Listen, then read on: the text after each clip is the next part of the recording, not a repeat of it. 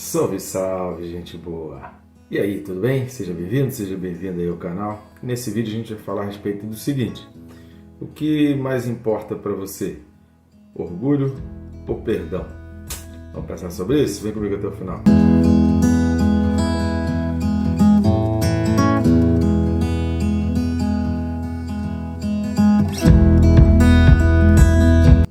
Só que antes, né, querido? Se você não está inscrito, inscreva-se no canal, é bem rápido. Você vai clicar no botão em se inscrever, não vai atrapalhar, não vai interromper o vídeo, não vai fazer você perder tempo. Clica também no sininho. Por que clicar no sininho e marcar a opção todas? Porque todos os dias você vai sendo notificado quando tem um vídeo novo. E assim você fica bem informado a respeito da palavra de Deus e se disciplina. O legal da notificação é que disciplina você a estar estudando sempre. E por favor, curta, comente, compartilhe esses vídeos. Vamos fazer essa palavra de Deus chegar a mais e mais pessoas. Vamos junto nessa? Então vamos lá, o texto desse vídeo, continuando, dando sequência ao nosso estudo da segunda carta de Paulo a Timóteo.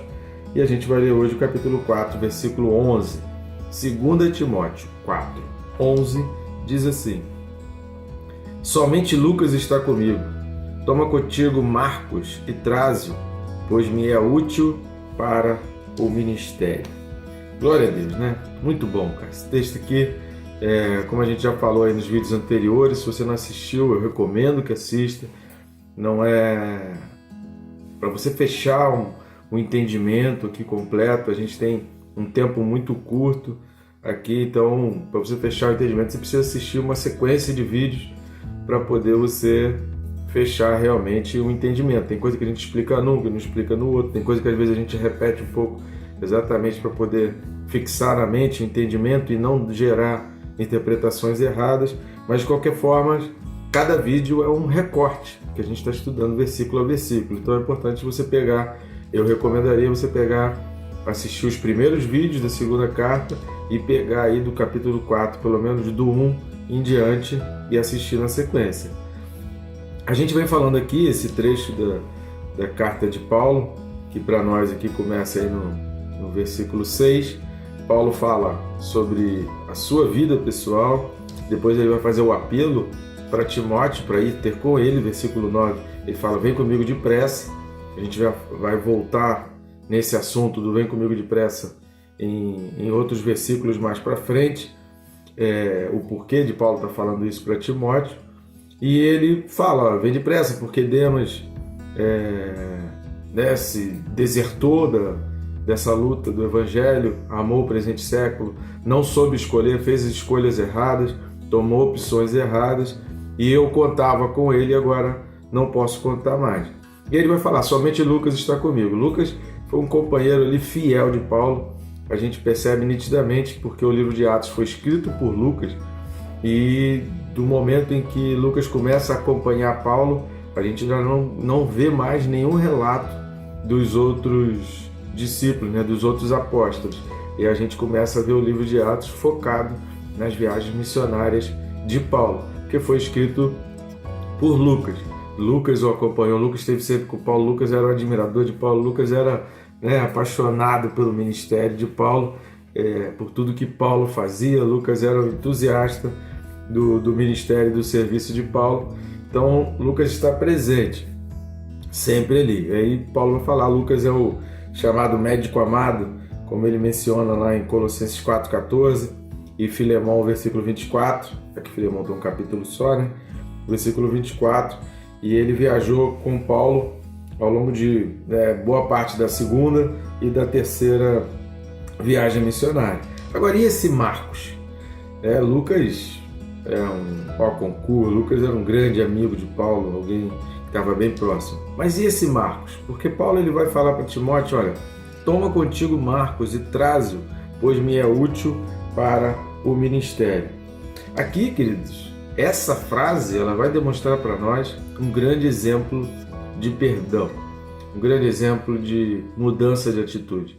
Querido, entenda uma coisa, Evangelho de Cristo, você só consegue entender o Evangelho de Cristo, você só consegue entender o que é realmente ser um cristão, um discípulo de Cristo, um aprendiz, se você consegue entender mudança de vida. Você vai ouvir isso em vários e vários e vários vídeos aqui do canal, que a essência do Evangelho é a transformação, a essência do Evangelho é a mudança, a essência do Evangelho é o entendimento de que havia um velho homem e que a partir de um determinado momento, do momento em que eu encontro Deus, existe um novo homem. Isaías, de 1 ao 5, ele olha para todo mundo, ele olha para fora, ele vê defeito em todo mundo. Quando ele encontra com Deus, a primeira expressão dele, a primeira interjeição dele é ai de mim. Então não tem como quem encontra com Deus verdadeiramente não olhar para dentro de si e ver que coisas mudaram. E que coisas precisam mudar constantemente. Que a vida da gente precisa mudar constantemente. Então essa frase aqui de Paulo, olha, toma contigo Marcos, porque vem vocês dois juntos, traz Marcos contigo. E quem foi Marcos, cara? Quem foi Marcos? Atos 13,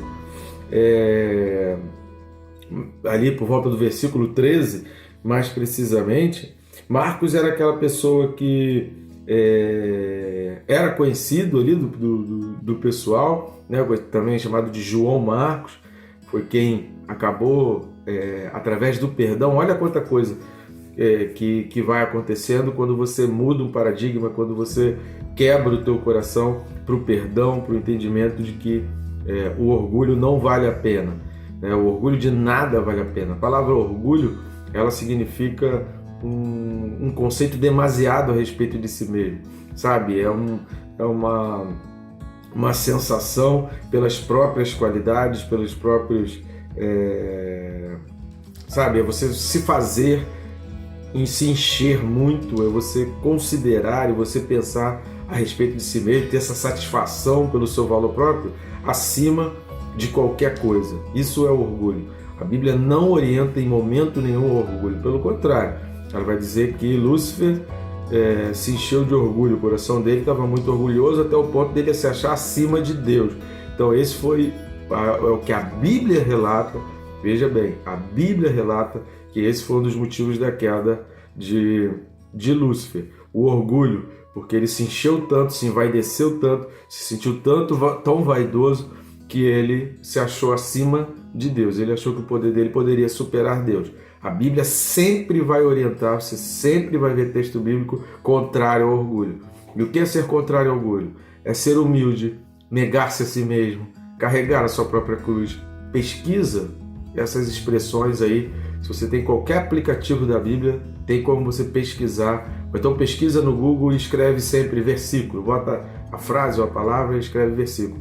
E vai trazer, o Google vai trazer para você o versículo bíblico onde estão essas expressões. Então você sempre vai ver a Bíblia apontando para o caminho da humildade, do reconhecimento de erros, suportar os outros acima de você mesmo, considerar os outros superiores a você mesmo, negue-se a si mesmo, largue o seu pecado, vá e não peques mais. Então a Bíblia sempre vai apontar no caminho oposto ao orgulho. O orgulho é uma grande porta para o pecado, para a soberba, sabe, para a altivez, que são coisas que a Bíblia condena.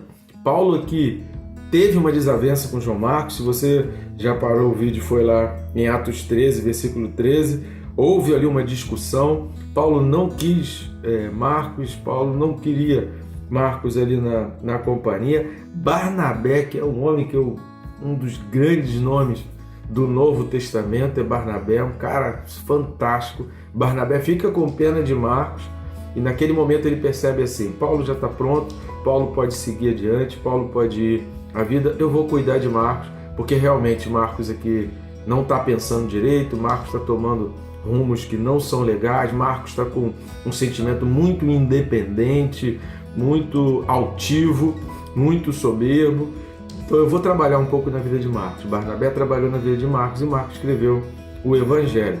Paulo seguiu o ministério dele e lá na frente Paulo reconhece a importância de Marcos, como Marcos era importante.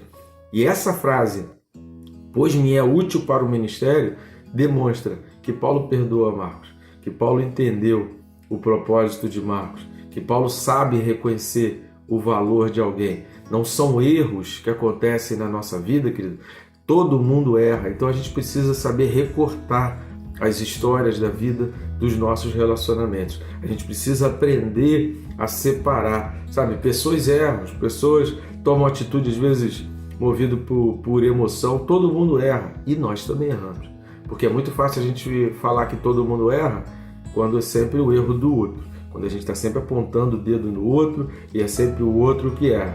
Mas a gente precisa olhar também e entender essa frase olhando para nós mesmos. Nós também erramos, e muito, e muito.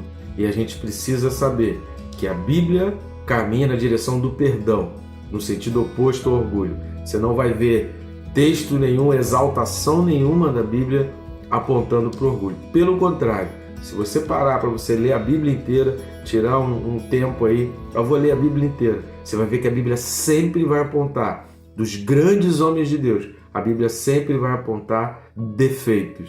Por quê? Para mostrar que não é pelo orgulho, não é pela capacidade individual, não é porque aqueles homens e mulheres eram alguma coisa, mas porque Deus os usou, porque Deus estava com eles. Então isso traz a grande diferença. A Bíblia não vai caminhar nunca na direção do orgulho. Então toda vez que você ouvir pessoas enaltecendo demais, incentivando demais, motivando demais o orgulho, o dentro de si mesmo, a exaltação de si mesmo, a ponto de não entender mais que ele precisa ser alguém entregue nas mãos de Deus, ajoelhado aos pés de Deus, ajoelhado aos pés da cruz, clamando pela ajuda do Senhor. Leia os Salmos de Davi, cara. Leia os Salmos de Davi, você vai ver como Davi, o grande homem, guerreiro, lutador, vitorioso, o rei acima de todos, todo o povo amava muito Davi, o povo amava demais Davi, porque Davi era um cara simpático, Davi era um cara empático, Davi era um cara que trouxe, sabe, pessoas para perto dele, que ia lá, Mefibosete, ele foi lá, buscou, ele viu a necessidade, o sofrimento de Mefibosete, trouxe para dentro do rei. Não, você vai sentar na mesa do rei, você vai comer a comida do rei, mas você vai ver que a Bíblia vai relatar os erros de Davi. E todos os salmos de Davi, você vai ver ali naquele salmo o quebrantamento. Você vai ver no salmo de Davi a humildade. Você vai ver no salmo de Davi a consideração de que Deus está acima de todas as coisas. Então esquece esse negócio de orgulho, querido. Esquece esse negócio de orgulho. Orgulho caminha para o pecado. Orgulho vai fechar o teu coração para a palavra de Deus. Orgulho vai impedir você de chegar até Deus.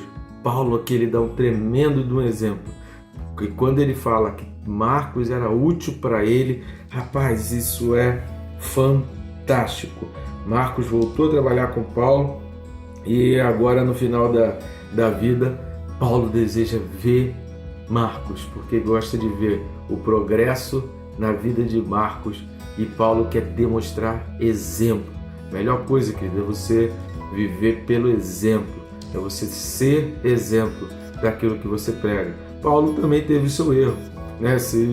Paulo estava muito focado, Paulo era um cara muito focado na missão, naquilo que precisava fazer. Quando ele viu que Marcos estava titubeante, que Marcos estava vacilante, ele falou assim, não quero saber, tu segue aí que eu vou seguir a minha viagem, leva esse moleque para aí, né?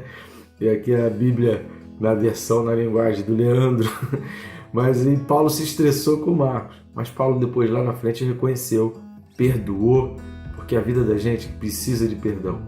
E só perdoa quem vence o orgulho.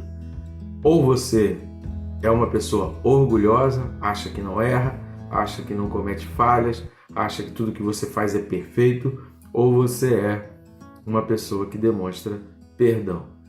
A Bíblia orienta ao perdão.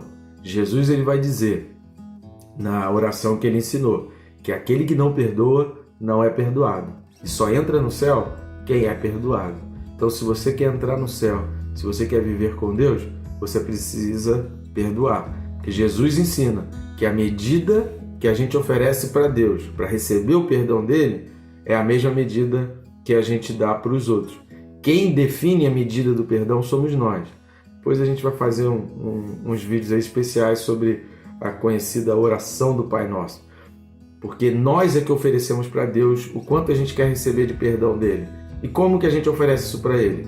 Na nossa caminhada aqui no dia a dia, no perdão que a gente dá uns com os outros. Aí, à medida que a gente perdoa mais, que o nosso coração é perdoador, a gente vai aumentando, né, de copo para balde, de balde para piscina, e a gente chega diante de Deus e a gente pode dizer: Senhor, essa aqui é a medida do perdão que eu quero dos meus pecados. Então, sem perdão de pecados, querido, não tem salvação, não entra no céu. Só vai entrar no céu aqueles que têm seus pecados perdoados. E para ter pecado perdoado, tem que perdoar. Não tem como. Esse é o caminho correto. Então, querido, vença o orgulho, quebre todo orgulho, quebrante-se, dobre-se, aprenda a orar de joelhos. Quando você aprende a disciplina de orar de joelho, você aprende a se humilhar na presença do Senhor, ser humilde na presença do Senhor e deixa que Deus te exalte, não você mesmo.